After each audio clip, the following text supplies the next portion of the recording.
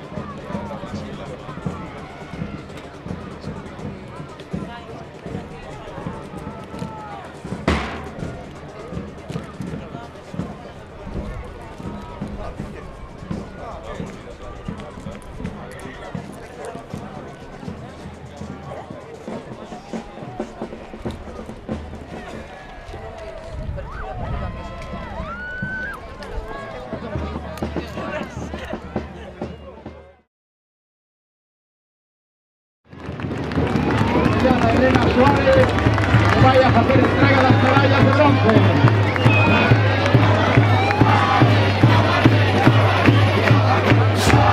También, por favor, invitamos a Begoña Esteves, diputada de la Diputación Provincial, a José Juan Durán, presidente de Puertos de Galicia, para que suban los palcos para hacer entrega de las siguientes.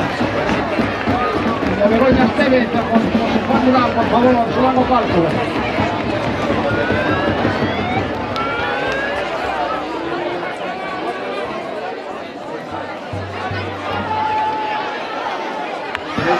De Cabana Ferrol, terceras clasificadas, el campeonato femenino.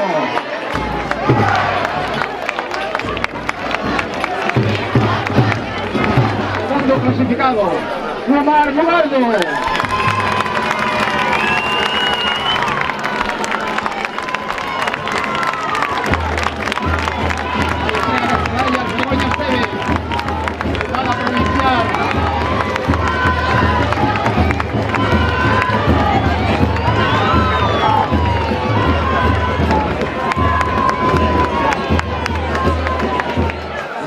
Campeón, categoría promesa femenino, Turremo Mirasoa.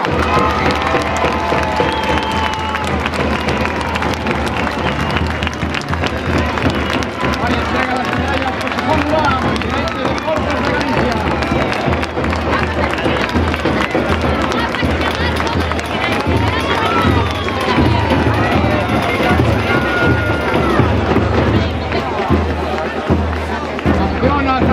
Promesas femenino Club Remo.